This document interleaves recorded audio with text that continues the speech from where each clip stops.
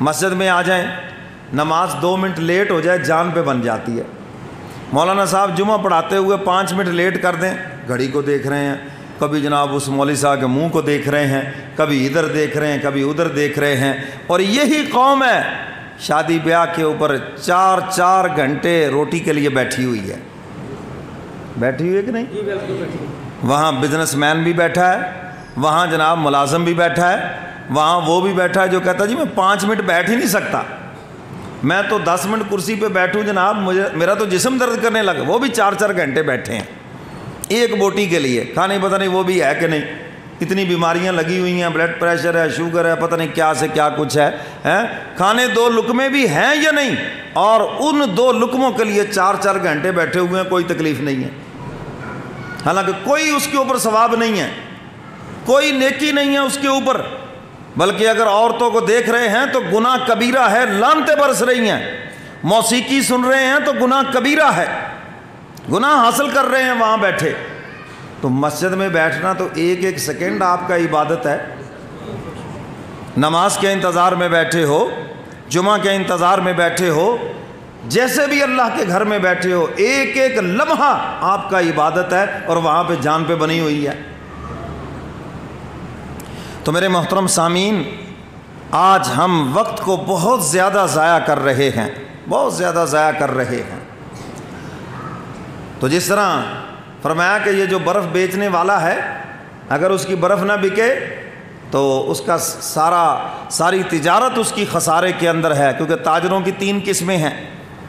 ایک تاجر وہ ہے جو اپنا مال بھی بچا لیتا ہے اور پروفٹ بھی بچا لیتا ہے, اور سب سے یہ کامیاب تاجر ہے. 50 روپے کی چیز خریدی, 70 روپے میں بیچ دی, تو اس کا اصل مال بھی بچ گیا اور 20 روپے پروفٹ بھی بچ گیا. یہ سب سے کامیاب تاجر ہے. اب دوسرا تاجر وہ ہے, نہ اس کا مال بچا نہ اس کا پروفٹ بچا. برف تھی ساری کی ساری پگھل گئی, بکی نہیں. سبزی تھی ساری خراب ہوگی, بکی نہیں. فروٹ تھا سارا ہی خراب ہو گیا, بکا ہی نہیں. کوئی کانچ کا سامان تھا ٹوٹ گیا, بکنے کے قابل ہی نہ رہا. تو یہ خسارے کا تاجر ہے.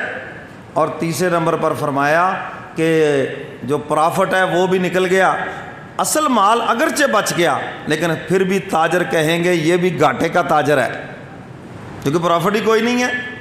تو اصل صحیح تاجر وہی ہے جو اپنا اصل مال بھی بچا لے اور پرافٹ بھی بچا لے.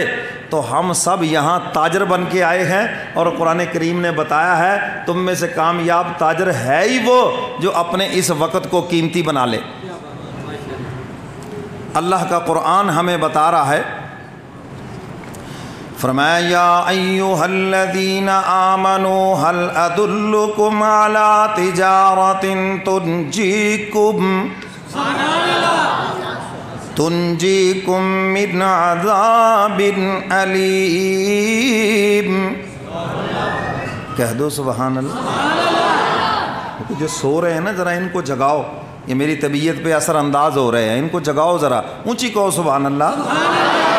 ہمارے یہاں سونے کی کوئی ترتیب نہیں. اگر آپ ظاہر نہ جاگے دل آپ کا کیا جاگے گا. ہمارے یہاں کوئی ترتیب, اور سونا غفلت کی علامت ہے. وہ صرف خود نہیں سوتے, 3-4 اور بھی سونے لگ جاتے ہیں. تو اس لیے یہ سونا نہیں ہے, جاگ کر بیٹھنا ہے. لمبی چوڑی کوئی بات نہیں, میں انشاءاللہ اتنی دیر ہی بات کروں گا, آپ توجہ سے سنیں. لیکن آپ شروع سے پہلے ہی سونے لگ گئے تو پھر میں کیا کروں, اس لیے کہیں ماشاءاللہ.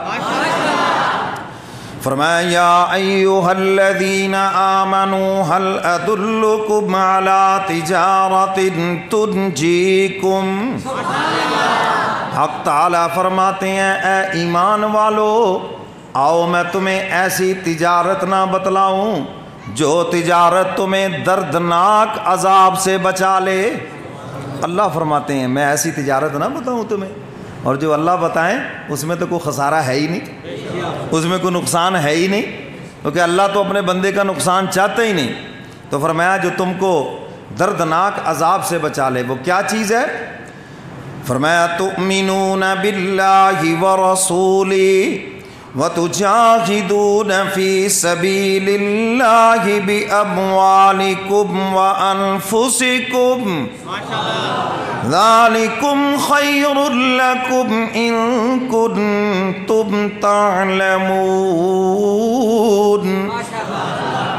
وہ تجارت کیا ہے؟ اللہ پر اور اس کے رسول پر ایمان لانا ہے، اور الحمدللہ یہاں سارے ایمان والے بیٹھے ہیں، لا الہ الا اللہ محمد الرسول اللہ، یہ نعمت تو حاصل ہے۔ اب اگلی بات فرمایا وَتُجَاهِدُونَ فِي سَبِيلِ اللَّهِ، اللہ کے راستے میں جہاد کرنا، اللہ کے راستے میں۔ اور حضور علیہ الصلاۃ نے فرمایا جب تک میری امت جہاد کرتی رہے گی عزت ان کا مقدر رہے گی، اور جب یہ جہاد چھوڑ دیں گے ذلت و رسوائی ان کا مقدر بن جائے گی۔ آج ہم نے جہاد چھوڑا، کافروں سے دوستیاں لگانے لگے۔ قرآن کہتا ہے وہ کبھی تمہارے دوست ہو ہی نہیں سکتے، لا تتخذوا اليہود والنصارى اولیاء، یہود و نصارہ کبھی تمہارے دوست نہیں ہو سکتے، بلکہ تمہیں تو حکم ہے وَأَعِدُّوا لَهُم مَّا اسْتَطَعْتُم مِّن قُوَّةٍ، ان کے مقابلے میں اپنی طاقت کو تیار رکھو، ہندوؤں کے مقابلے میں طاقت کو تیار رکھو، سکھوں کے مقابلے میں طاقت کو تیار رکھو، یہود و نصارہ کے مقابلے میں طاقت کو تیار رکھو، ان سے دوستیاں نہ کرو، ان کے خمیر میں تمہارے لیے نہ رحم ہے اور نہ دوستی ہے۔ اب قرآن ہمیں کچھ کہہ رہا ہے، ہم کچھ کر رہے ہیں، کیوں جی؟ تو فرمایا کہ اللہ کے راستے میں جہاد کرتے رہو، جذبہ تو کم از کم رکھو کہ ان کے مقابلے میں جب اعلان جنگ ہوا تو ہم انشاءاللہ صف اول میں ہوں گے، ٹھیک ہے نا جی؟ یہ نہ ہو کہ قید تم قدم بڑھاؤ اور ہم گھر جا کے سو جائیں، ایسے ہوتا ہے یہ نہیں ہوتا، ہاں یہ نہیں کرنا۔ اور دوسرا حضور علیہ الصلاۃ نے جو ارشاد فرمایا، ایک مہم پہ میرے محبوب تشریف لے گئے تو واپس لوٹے، فرمایا جہاد اصغر سے آؤ ہم جہاد اکبر کی طرف لوٹتے ہیں۔